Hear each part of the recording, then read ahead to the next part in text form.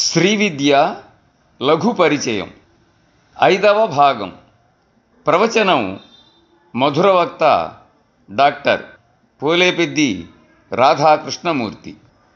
ఇప్పుడు రాబోతూ ఉన్నటువంటి శీర్షిక శ్రీచక్రం. సర్వమంత్ర విద్యలకు మకుటాయమానంగా శిరస్థానంలో ఉన్నటువంటి విద్య బ్రహ్మ విద్య. ఈ బ్రహ్మ విద్యకు శ్రీవిద్య అనేది నామం, శ్రీచక్రం రేఖారూపం. శ్రీవిద్యను మించినటువంటి విద్య లేదు, శ్రీచక్రాన్ని మించినటువంటి యంత్రం లేదు అని మనము ఇంతకు ముందుగానే ప్రస్తావించుకొని ఉన్నాం కదా. ఆ విషయాన్ని మనం ఇక్కడ గుర్తుకు తెచ్చుకోవాలి. ఉపాసకుల మనోరథాలను నెరవేర్చడం కోసం త్రిపుర సుందరీదేవి శ్రీచక్ర రూపాన్ని ధరించింది అని, పరమేశ్వరుడు ఉపాసకులకు స్వస్వరూప జ్ఞాన సాధనంగా శ్రీచక్రాన్ని నిర్మించాడని శ్రీ విద్య తెలియజేస్తూ ఉన్నది. అంటే ఈ రెండు విధాల విషయాలను శ్రీ విద్యే తెలియజేస్తూ ఉన్నది. అయితే ఇందులో ఏది సత్యసమ్మతమైనది అని ప్రశ్న వస్తుంది మనకు. దీనికి సమాధానం ఏమిటి అంటే, పార్వతీ పరమేశ్వరులు శబ్దార్థాలలాగా ఏకస్వరూపులు కనుక, పరస్పరము అభిన్నులు గనుక, అంటే పార్వతికి పరమేశ్వరుడికి మధ్య ఎటువంటి భేదము లేదు కనుక ఈ రెండు విషయాలు కూడా సత్యసమ్మతమైనవే అని సరి అయినటువంటి సమాధానం. శ్రీచక్రం లలితాదేవి సామ్రాజ్యం. ఆమె ఈ సామ్రాజ్యానికి అధిదేవత, మహారాజ్ఞి. తాంత్రిక పూజా విధానంలో శ్రీచక్రానికి నిరుపమానమైనటువంటి, సాటి లేనటువంటి స్థానం ఉన్నది. ఈ శ్రీచక్రాన్ని 2 అంగుళాల చతురస్రము నుండి షణ్ణవతి అంటే 96 అంగుళాల చతురస్రం వరకు తయారు చేస్తారు. శ్రీచక్రం 1 భూప్రస్తారం, 2 కైలాస ప్రస్తారం, 3 మేరు ప్రస్తారం అని 3 విధాలుగా ఉంటుంది. ఎన్ని విధాలుగా ఉంటుందండి? భూప్రస్తారం, కైలాస ప్రస్తారం, మేరు ప్రస్తారం అని 3 విధాలుగా ఉంటుంది శ్రీచక్రం. బీజాక్షరయుతం చక్రం యతీనాముత్తమోత్తమం, బీజాక్షర విహీనంతు గృహస్థానాం ప్రశస్తకం. అంటే బీజాక్షరాలతో కూడి ఉన్నటువంటి, బీజాక్షరాలు లిఖించబడి ఉన్నటువంటి శ్రీచక్రాన్ని యతీశ్వరులు, బీజాక్షరాలు లేనటువంటి శ్రీచక్రాన్ని గృహస్థులు పూజించటము ఉత్తమమైనటువంటి పద్ధతి అన్నారు మన మంత్రశాస్త్రవేత్తలు. బిందు త్రికోణ వసుకోణ దశారయుగ్మ మన్వస్త్ర నాగదళ షోడశ పత్రయుక్తం వృత్తత్రయంచ ధరణీ సదనత్రయంచ శ్రీచక్రరాజ ఉదిత పరదేవతాయాః. అంటే దేవతలు నివసిస్తూ ఉన్నటువంటి కక్ష్యకు ఆవరణము అని పేరు. ఆవరణం అంటే ఏమిటి? దేవతలు నివసిస్తూ ఉన్నటువంటి కక్ష్య అని అర్థం. శ్రీచక్రంలో 9 ఆవరణలు ఉన్నాయి.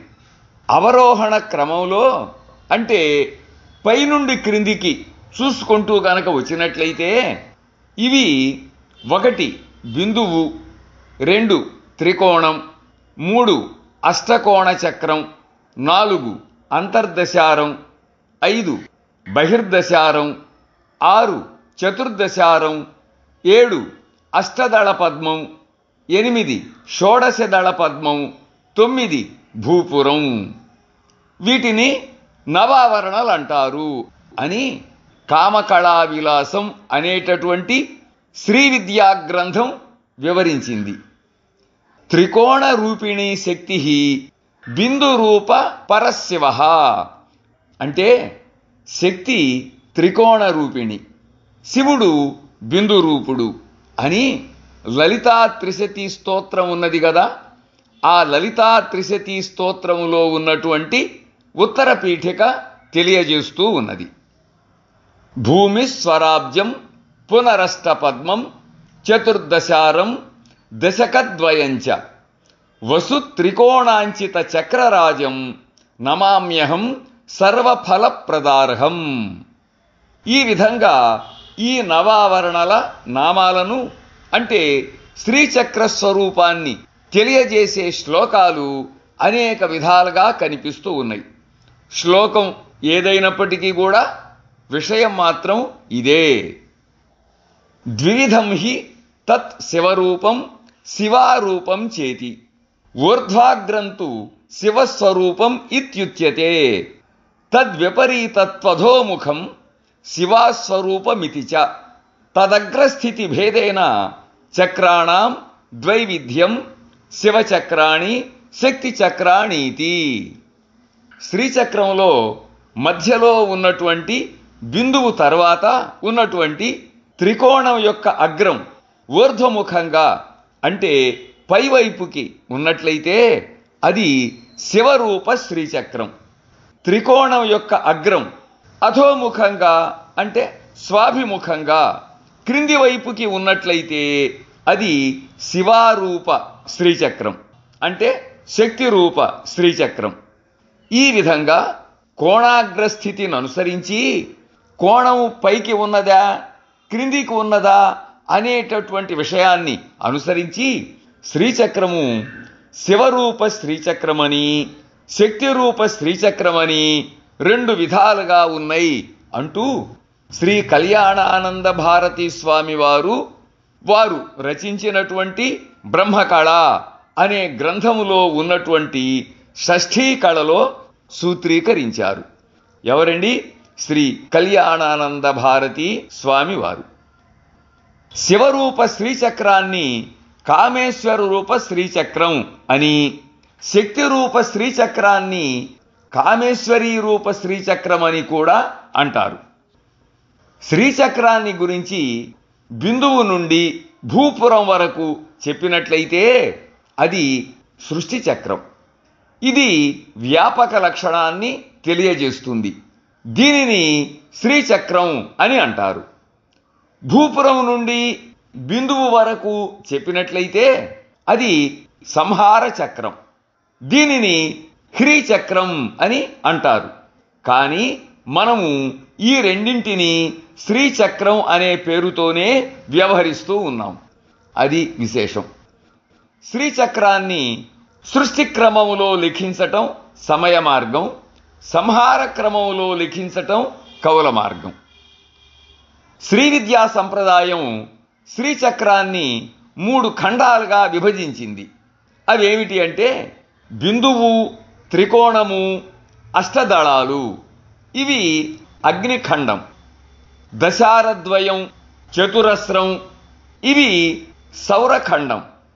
చతుర్దశారం, షోడశారం ఇవేమన్నా చంద్రఖండం. అంటే శ్రీచక్రం అనేది అగ్నిఖండము, సౌరఖండము, చంద్రఖండము అని 3 ఖండాలుగా ఉంటుంది. ద్విరేఖా సంగమ స్థానం సంధిరిత్యభిధీయతే త్రిరేఖా సంగమ స్థానం మర్మ ఇత్యుచ్యతే బుధైః. అంటే శ్రీచక్రంలో కొన్ని రేఖలు ఉంటాయి కదా, అవి ఒకదాన్ని ఒకటి ఖండించుకుంటూ ఉంటాయి కదా. అంటే ఒక రేఖ నుండి ఇంకో రేఖ వెళ్ళిపోతూ ఉంటుంది కదా. ఇప్పుడు చూడండి, శ్రీచక్రంలో 2 రేఖలు కలిసే చోటుకు సంధి అని పేరు, 3 రేఖలు కలిసే చోటుకి మర్మము అని పేరు. ఈ విధంగా గనక చూసినట్లయితే శ్రీచక్రంలో 24 సంధి స్థానాలు, 28 మర్మస్థానాలు, బిందువు కాక 43 కోణాలు. ఎన్ని కోణాలండి? 43 కోణాలు ఉంటాయి. బిందువుతో కలిసి 44 కోణాలు. బిందుశ్చాష్టదళం పద్మం పద్మం షోడశపత్రకం చతురస్రంచ చత్వారి శివచక్రాణ్యనుక్రమాత్ త్రికోణం అష్టకోణంచ దశకోణద్వయం తథా చతుర్దశారం చైతాని శక్తి చక్రాణి పంచచ. అంటే ఈ నవావరణలలో అంటే 9 ఆవరణలలో 1 బిందువు, 2 అష్టదళ పద్మం, 3 షోడశదళ పద్మం, 4 చతురస్రం. ఇవేనండి 4. ఈ 4 కూడా శివచక్రాలు. ఆ తర్వాత 1 త్రికోణం, 2 అష్టకోణం, 3 అంతర్దశారం, 4 బహిర్దశారం, 5 చతుర్దశారం. ఇవేనండి 5. ఈ 5 శక్తి చక్రాలు. చతుర్భిః శ్రీకంఠైః శివయోతిభిః పంచభిరపి అంటూ సౌందర్యలహరి కూడా ఇదే విషయాన్ని తెలియజేస్తూ ఉన్నది. చతుర్భిః శివచక్రైశ్చ శక్తి చక్రైశ్చ పంచభిః నవచక్రైశ్చ సంసిద్ధం శ్రీచక్రం శివయోర్వపుః. అంటే 4 శివచక్రాలు, 5 శక్తి చక్రాలు, మొత్తం ఏంటండి 9. 4 శివచక్రాలు, 5 శక్తి చక్రాలు. ఈ 9 చక్రాలతో ఏర్పడినటువంటి శ్రీచక్రం కామేశ్వరీ కామేశ్వరుల అంటే పార్వతీ పరమేశ్వరుల యొక్క శరీరము అని తాత్పర్యం. అయితే ఒకే శ్రీచక్రం ఆ ఇద్దరికీ కూడా శరీరం ఎట్లా అయింది అంటే పార్వతీ పరమేశ్వరులు వేరు వేరు వ్యక్తులు కారు, ఇద్దరూ కలిసి ఒక్కరే కనుక ఒకే శరీరం అయింది అని తాత్పర్యం. పావకస్యోష్ణతే వేయం భాస్కరస్యేవ దీధితిః చంద్రస్య చంద్రికే వేయం శివస్య సహజా శివా. అంటే అగ్నికి వేడిమి, సూర్యుడికి కాంతి, చంద్రుడికి వెన్నెల ఏ విధంగానైతే సహజమో పరమేశ్వరుడికి పార్వతి ఆ విధంగానే సహజము. ఇదే అర్ధనారీశ్వర తత్వం. చక్రస్యాపి మహేశ్యాపి భేదలేశోపి భావ్యతే విబుధైః. అంటే విబుధులైన ఉపాసకులు శ్రీచక్రానికి త్రిపుర సుందరీదేవికి మధ్య ఎటువంటి భేదాన్ని పాటించరు అన్నారు శ్రీ విద్యావేత్తలు. బిందు త్రికోణ వసుకోణ అనేటటువంటి శ్లోకాన్ని ఇందాక చెప్పుకున్నాం కదా. ఆ శ్లోకంలోనూ కామకళా విలాస గ్రంథములోనూ ఆవరణల వివరణ బిందువు నుండి భూపురం వరకు అంటే అవరోహణ క్రమంలోనే ఉన్నది. కానీ నవావరణార్చన మాత్రం భూపురం నుండి బిందువు వరకు ఆరోహణ క్రమంలోనే జరుగుతుంది. ఇప్పుడు మనం ఖడ్గమాలా స్తోత్రం అని చదువుతూ ఉన్నాం కదా, పారాయణం చేస్తున్నాం కదా. అది ఎందులో ఉన్నదండి? వామకేశ్వర తంత్రములో ఉన్నది. వామకేశ్వర తంత్రములో ఉన్నటువంటి శ్రీదేవి ఖడ్గమాలా స్తోత్రములో కూడా భూపురం నుండి బిందువు వరకు ఆరోహణ క్రమములోనే ఉన్నది. కనుక మనము కూడా భూపురం నుండి బిందువు వరకు ఆరోహణ క్రమములోనే ఈ ఆవరణల విశేషాలను అంటే ఆవరణ సంఖ్య, చక్రాకృతి, చక్రనామం, ప్రకృతి, తత్వం, పూజాక్రమం, దేవతా నామాలు, యోగినీ నామాలు, చక్రేశ్వరి, ముద్ర, రసం, స్థాయి భావం అనేటటువంటి విషయాలను వరుసగా తెలుసుకుందాం. అంటే ఇప్పుడు మనం ప్రతి ఆవరణను గురించి ఏమేమి తెలుసుకుంటూ ఉన్నామండి?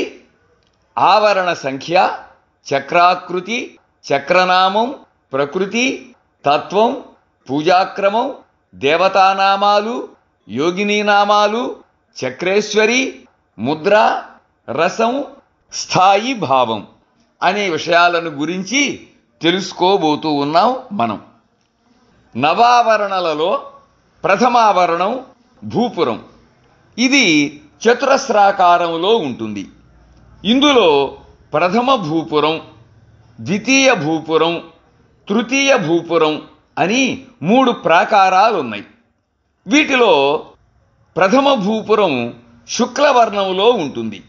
అంటే తెల్లటి రంగులో ఉంటుంది. ఇందులో 1 అణిమా సిద్ధి, 2 లఘిమా సిద్ధి, 3 గరిమా సిద్ధి, 4 మహిమా సిద్ధి, 5 ఈసిత్వ సిద్ధి, 6 వసిత్వ సిద్ధి, 7 ప్రాకామ్య సిద్ధి, 8 భుక్తి సిద్ధి, 9 ఇచ్ఛా సిద్ధి, 10 ప్రాప్తి సిద్ధి, 11 సర్వకామ సిద్ధి అనే దేవతలు 11 మంది ఉంటారు. ఇందాక మనం చెప్పుకున్నామే, ఆ ఖడ్గమాలలో ఈ వరుసలోనే ఈ దేవతలు ఉన్నారు. ద్వితీయ భూపురం రక్తవర్ణంలో ఉంటుంది.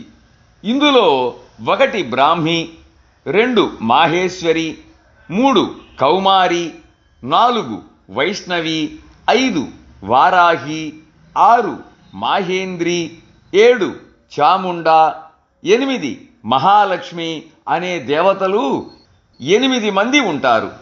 ఎంతమంది అండి? 8 మంది ఉంటారు. పరదేవత యొక్క సప్తధాతువులు సమష్టి రూపం కలిసి ఈ దేవతలుగా రూపొందినాయి. ఇక తృతీయ భూపురం పీతవర్ణములో ఉంటుంది, అంటే పసుపు వర్ణములో ఉంటుంది. ఇందులో 1 సర్వ సంక్షోభిణి, 2 సర్వ విద్రావిణి, 3 సర్వాకర్షిణి, 4 సర్వవశంకరి, 5 సర్వోన్మాదిని, 6 సర్వమహాంకుశ, 7 సర్వఖేచరి, 8 సర్వబీజ, 9 సర్వయోని, 10 సర్వత్రిఖండ అనే దేవతలు 10 మంది ఉంటారు. ఈ ప్రథమావరణానికి త్రైలోక్య మోహన చక్రము అని పేరు. లకారం దీని ప్రకృతి, దీనిది పృథ్వీతత్వం. పూజ క్రమం, ఇందులో ఉండేటటువంటి దేవతలకు ప్రకట యోగినులు అని పేరు. దీనికి అధీశ్వరి త్రిపురాదేవి. సర్వ సంక్షోభిణి ముద్ర, రసము శృంగారం, రతి స్థాయి భావం. ఇక ద్వితీయావరణము అంటే 2వ ఆవరణము షోడశదళ పద్మాకారములో ఉంటుంది. దీనికి సర్వాశా పరిపూరక చక్రము అని పేరు. ఇది శ్వేతవర్ణములో ఉంటుంది. సకారము దీని ప్రకృతి, దీనిది చంద్రాత్మక తత్వం. ప్రదక్షిణ క్రమములో పూజ. ఇందులో 1 కామాకర్షిణి, 2 బుద్ధ్యాకర్షిణి, 3 అహంకారాకర్షిణి, 4 శబ్దాకర్షిణి, 5 స్పర్శాకర్షిణి, 6 రూపాకర్షిణి, 7 రసాకర్షిణి, 8 గంధాకర్షిణి, 9 చిత్తాకర్షిణి, 10 ధైర్యాకర్షిణి, 11 స్మృత్యాకర్షిణి, 12 నామాకర్షిణి, 13 బీజాకర్షిణి, 14 ఆత్మాకర్షిణి, 15 అమృతాకర్షిణి, 16 శరీరాకర్షిణి అనే దేవతలు 16 మంది ఉంటారు. ఈ దేవతలకు గుప్త యోగినులు అని పేరు. ఈ ఆవరణకు అధీశ్వరి త్రిపుర సుందరి.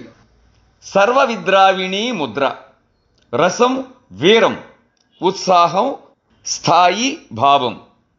ఇక తృతీయావరణం అంటే 3వ ఆవరణం అష్టదళ పద్మాకారములో ఉంటుంది. దీనికి సర్వ సంక్షోభణ చక్రం అని పేరు. హకారం దీని ప్రకృతి, తత్వం అష్టమూర్త్యాత్మకం, పూజాక్రమం సవ్యం. ఇందులో 1 అనంగ కుసుమ, 2 అనంగ మేఖల, 3 అనంగ మదన, 4 అనంగ మదనాతుర, 5 అనంగ రేఖ, 6 అనంగ వేగిని, 7 అనంగాంకుశ, 8 అనంగమాలిని అనేటటువంటి దేవతలు 8 మంది ఉంటారు. పరదేవత యొక్క అవ్యక్త మహత్తత్వ అహంకారాలు శబ్దం, స్పర్శ, రూపం, రసం, గంధం అనేటటువంటి పంచభూత తన్మాత్రలు ఈ 8 దేవతలుగా రూపొందినై. ఈ దేవతలకు గుప్తతర యోగినులు అని పేరు. ఈ ఆవరణకు అధీశ్వరి త్రిపుర సుందరి, సర్వాకర్షిణీ ముద్ర, రసం కరుణ, శోకం స్థాయి భావం. ఇక చతుర్థావరణం అంటే 4వ ఆవరణం చతుర్దశారం. ఇది 14 కోణాలుగా ఉంటుంది. దీనికి సర్వ సౌభాగ్యదాయక చక్రము అని పేరు. ఈ కారం దీని ప్రకృతి చతుర్దశ భువనాత్మక తత్వం, వామావర్త పూజ. ఇందులో 1 సర్వ సంక్షోభిణి, 2 సర్వ విద్రావిణి, 3 సర్వాకర్షిణి, 4 సర్వాహ్లాదిని, 5 సర్వ సమ్మోహిని, 6 సర్వస్తంభిని, 7 సర్వజృంభిణి, 8 సర్వవశంకరి, 9 సర్వరంజని, 10 సర్వోన్మాదిని, 11 సర్వార్థ సాధిని, 12 సర్వసంపత్తి పూరిణి, 13 సర్వమంత్రమయీ, 14 సర్వద్వంద్వ క్షయంకరి అనే దేవతలు 14 మంది ఉంటారు. పరదేవత యొక్క జ్ఞానేంద్రియాలు 5, కర్మేంద్రియాలు 5, అంతఃకరణాలు 4 కలిసి ఈ 14 మంది దేవతల స్వరూపాలను ధరించినై. ఈ దేవతలకు సంప్రదాయ యోగినులు అని పేరు. ఈ ఆవరణకు అధీశ్వరి త్రిపుర వాసిని, సర్వవశంకరీ ముద్ర, రసం భయానకం, భయం స్థాయి భావం. ఇక పంచమావరణం అంటే 5వ ఆవరణం బహిర్దశారం. ఇది దశకోణాకృతిలో ఉంటుంది. దీనికి సర్వార్థ సాధక చక్రము అని పేరు. ఏకారం దీని ప్రకృతి, దీని తత్వం దశావతారాత్మకం, ప్రదక్షిణ క్రమంలో పూజ. ఇందులో 1 సర్వసిద్ధిప్రద, 2 సర్వసంపత్ప్రద, 3 సర్వప్రియంకరి, 4 సర్వమంగళకరి, 5 సర్వకామప్రద, 6 సర్వదుఃఖ విమోచని, 7 సర్వమృత్యు ప్రశమని, 8 సర్వవిఘ్న నివారిణి, 9 సర్వాంగ సుందరి, 10 సర్వ సౌభాగ్యదాయిని అనే దేవతలు 10 మంది ఉంటారు. సంవిద్రూప పరదేవత యొక్క జ్ఞానేంద్రియాలు 5, కర్మేంద్రియాలు 5 కలిసి ఈ 10 మంది దేవతలుగా రూపొందినై. ఈ దేవతలకు కులోత్తీర్ణ యోగినులు అని పేరు.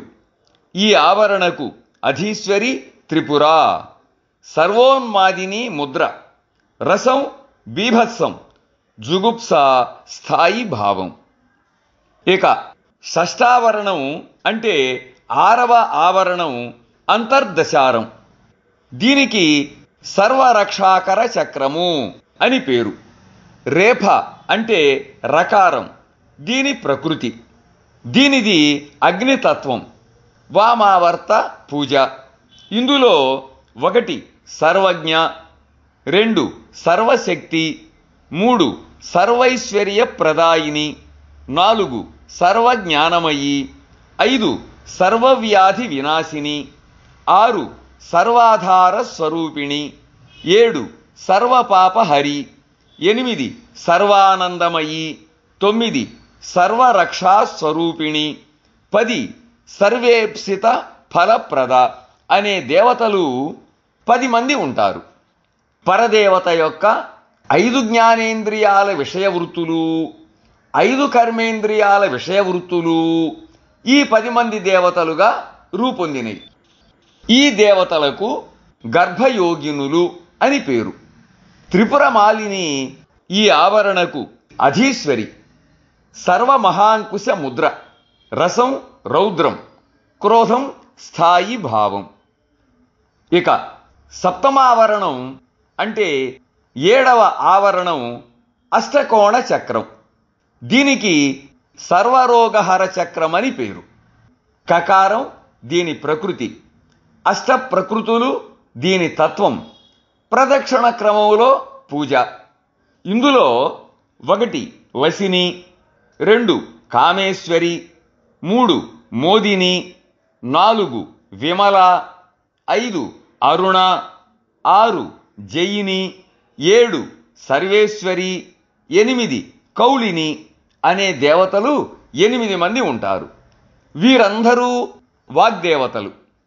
పరదేవత యొక్క మనస్సు, బుద్ధి, అహంకారం, పంచభూతాలు ఇవన్నీ కలిసి ఈ 8 మంది దేవతలుగా రూపొందినవి. ఈ దేవతలకు రహస్య యోగినులు అని పేరు. త్రిపురా సిద్ధాంబ ఈ ఆవరణకు అధీశ్వరి.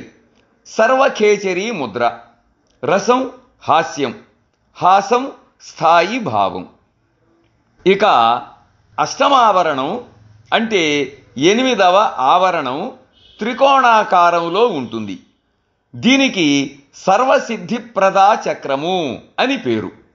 నాదం దీని ప్రకృతి, త్రిగుణాలు దీని తత్వం, ప్రదక్షిణ క్రమంలో పూజ. ఇందులో 1 కామేశ్వరి, 2 వజ్రేశ్వరి, 3 భగమాలిని అనే దేవతలు 3 ఉంటారు. దేవి యొక్క అవ్యక్త, మహత్తత్వ, అహంకారాలు ఈ దేవతలుగా రూపొందినై. ఈ దేవతలకు అతి రహస్య యోగినులు అని పేరు. ఈ ఆవరణకు అధీశ్వరి త్రిపురాంబ. సర్వబీజ ముద్ర. రసము అద్భుతం, విస్మయం స్థాయి భావం. అయితే ఇక్కడ ఒక విషయాన్ని చెప్పుకోవాలండి మనం. ఖడ్గమాలా స్తోత్రానుసారంగానైతే ఈ చక్రంలో 1 బాణిని, 2 చాపిని, 3 పాసిని, 4 అంకుశిని, 5 మహాకామేశ్వరి, 6 మహావజ్రేశ్వరి, 7 మహాభగమాలిని అనే దేవతలు 7 ఉంటారు. ఇక నవమావరణం అంటే 9వ ఆవరణం బిందువు. బిందువు దీని ఆకృతి. దీనికి సర్వానందమయ చక్రము అని పేరు. బిందువే దీని ప్రకృతి. దీని తత్వం పంచబ్రహ్మాత్మకం. పూజ క్రమం. సదానందఘనయైన కామేశ్వరి ఈ దేవతగా రూపొందింది. శ్రీ రాజరాజేశ్వరి పరాభట్టారిక ఈ ఆవరణకు అధీశ్వరి. ఈమె త్రిపుర సుందరి. ఈమె పరాపర రహస్య యోగిని. సర్వయోని ముద్ర. రసం శాంతం, శమం స్థాయి భావం. ప్రతి ఆవరణలోనూ దాని ప్రకృతి, తత్వం, ముద్ర మొదలైన వాటితో పాటుగా ఆ ఆవరణకు సంబంధించినటువంటి బీజాక్షరము కూడా ఉంటుంది. దీన్ని మనం బాగా గమనించాలండి. ఆ ఆవరణకు సంబంధించినటువంటి బీజాక్షరం కూడా ఉంటుంది. ఆ బీజాక్షరాలు అన్నీ కూడా గోప్యంగా అంటే రహస్యంగా ఉంచదగినవి. వ్రాయటానికి, ఉచ్చరించటానికి కూడా చాలా కష్టంగా ఉంటాయి. అంటే లిపిలో వ్రాయటానికి కష్టంగా ఉంటాయి, ఉచ్చరించటానికి ఇంకా కష్టంగా ఉంటాయి. కనుక సాధకులు వాటిని వారి గురువుగారి ద్వారా మాత్రమే తెలుసుకోవాలి అనేది ముఖ్యమైనటువంటి విషయం. బ్రహ్మాండం, పిండాండం, శ్రీచక్రం ఇవెన్నండి? 3. బ్రహ్మాండం, పిండాండం, శ్రీచక్రం ఈ మూడింటికి మధ్య సమానమైనటువంటి ధర్మాలు అనేకమున్నాయి. వీటిని యథాతథంగా తెలుసుకొన్నవారు, తెలుసుకొని శ్రీచక్రార్చన చేసినవారు ఇంతకు ముందు మనం అనుకున్నట్లుగా స్వస్వరూప జ్ఞాతలవుతారు, జీవన్ముక్తులవుతారు అని శ్రీ విద్యోపాసకులు చాలా గట్టిగా చెప్పారు మనకి. ఆవరణం అంటే మాయా అనే అర్థం కూడా ఉన్నది. శ్రీ విద్యోపాసకుడు భూపురంలో అర్చనను, సాధనను ప్రారంభించి ఒక్కొక్క మాయను అర్చిస్తూ ఆయా ఆవరణలలో ఉన్నటువంటి దేవతల అనుగ్రహంతో ఆ మాయను దాటుతూ బిందువులో ఉన్నటువంటి లలితా త్రిపుర సుందరీదేవి సన్నిధికి చేరుకోవాలి. ఆమె నర్చించి ఆమె అనుగ్రహంతో ముక్తిని అందుకోవాలి. శ్రీచక్రార్చనలో ఉన్నటువంటి అంతరార్థం ఇది. ఇప్పుడు రాబోతూ ఉన్నటువంటి శీర్షిక వృత్తత్రయము. వృత్తత్రయము అనేటటువంటి ఈ శీర్షిక కూడా శ్రీచక్రంలో ఉన్నటువంటి భాగమే. దీన్ని మనం ప్రధానంగా తెలుసుకోవాలి. శ్రీచక్రంలో ఉన్నటువంటి నవావరణలను తెలియజేసే బిందు త్రికోణ అనే శ్లోకంలో వృత్తత్రయంచ అనే మాట ఉన్నది. ఒక సంప్రదాయం వారు 8వ ఆవరణమైనటువంటి షోడశదళం తరువాత 3 వృత్తాలుంటాయి, అవే ఇవి అని అన్నారు. కానీ గీర్వాణేంద్ర సరస్వతి అనే మహనీయుడు మాత్రం ప్రపంచసార సంగ్రహం అనేటటువంటి తన గ్రంథములో తత్రైతత్ కల్పకారమతే వృత్తత్రయంచేతి అత్రోక్త వృత్తత్రయంతు మన్వస్త్ర నాగదళ షోడశార మర్యాదాకరణ వృత్తత్రయమేవా నా పృథక్ వృత్తత్రయం అని చాలా స్పష్టంగా చెప్పారు. అంటే 6వ ఆవరణమైనటువంటి చతుర్దశారం తరువాత 1, 7వ ఆవరణమైనటువంటి అష్టదళ పద్మం తరువాత 1, 8వ ఆవరణమైనటువంటి షోడశదళ పద్మం తరువాత 1 వృత్తాలున్నాయి. వృత్తత్రయం అంటే ఈ 3 వృత్తాలే గాని షోడశదళం తరువాత విడివిడిగా ఉన్నటువంటి వృత్తాలు కాదు అన్నారు. అని ఇదే విషయాన్ని ఇంకా గట్టిగా రూఢిపరచటం కోసం విద్యారణ్యుల వారి ఈ క్రింది శ్లోకాన్ని ఉదాహరించారు. దాన్ని చూద్దాం. బిందు త్రికోణ కాష్టావతారయుగ లోకపత్ర వృత్తయుతం వసుదళ వృత్త కళాదళ వృత్త త్రిమహీగృహం భజే చక్రం అని అన్నారు. అంటే బిందువు, త్రికోణము, అష్టకోణము, 2 దశకోణాలు, చతుర్దశకోణము, వృత్తము, అష్టదళము, వృత్తము, షోడశదళము, వృత్తము, పురత్రయము కలిగినది శ్రీచక్రము అని అన్నారు.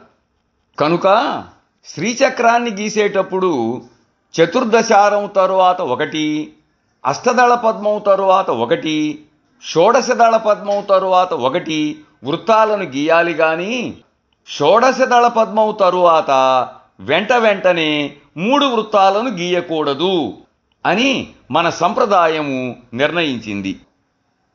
ఇప్పుడు రాబోతూ ఉన్నటువంటి శీర్షిక మన శరీరమే శ్రీచక్రం. దేహో దేవాలయ ప్రోక్తో జీవో దేవ సనాతనః. అంటే మన దేహమే దేవాలయం, అందులో నెలకొని ఉన్నటువంటి జీవుడే సనాతనుడైన భగవంతుడు అని ఉత్తర గీత వక్కాణించింది. ఆధ్యాత్మిక విద్యలో ఉపాసకుడికి ఉపాస్య దైవతానికి మధ్యలో ఎటువంటి భేదము లేదు. అంటే ఉపాసించేటటువంటి వ్యక్తికి తాను ఏ దేవతనైతే ఉపాసిస్తూ ఉన్నాడో ఆ దైవతానికి మధ్యలో ఎటువంటి భేదము లేదు. ఇది ఒక విషయం. మరొక విషయం ఏమిటంటే మనం పద్మాసనం వేసుకొని దేవికి నమస్కరిస్తూ నిటారుగా గనక కూర్చున్నట్లయితే మన శరీరము శ్రీచక్రాకృతిలోనే ఉంటుంది. అంటే శ్రీచక్రం యొక్క ఆకారములోనే ఉంటుంది. కనుకనే ఉత్తమ స్థాయికి చెందినటువంటి ఉపాసకులు తమ శరీరాన్ని తామర్చించేటటువంటి, తాము పూజించేటటువంటి శ్రీచక్రంగా భావిస్తారు. దీనినే అంతర్యజనము, నిర్గుణోపాసన అని కూడా అంటారు. ఈ రీతిలో బైందవం బ్రహ్మరంధ్రంచ మస్తకంచ త్రికోణకం లలాటే స్టారపత్రంచ భ్రువోర్మధ్యే దశారకం బహిర్దశారం కంఠేతు మన్వస్త్రం హృది సంస్థితం నాభౌతు వసుపత్రంచ కట్యాం షోడశపత్రకం వృత్తత్రయంచ ఊరుభ్యాం పాదయోశ్చతురస్రకం.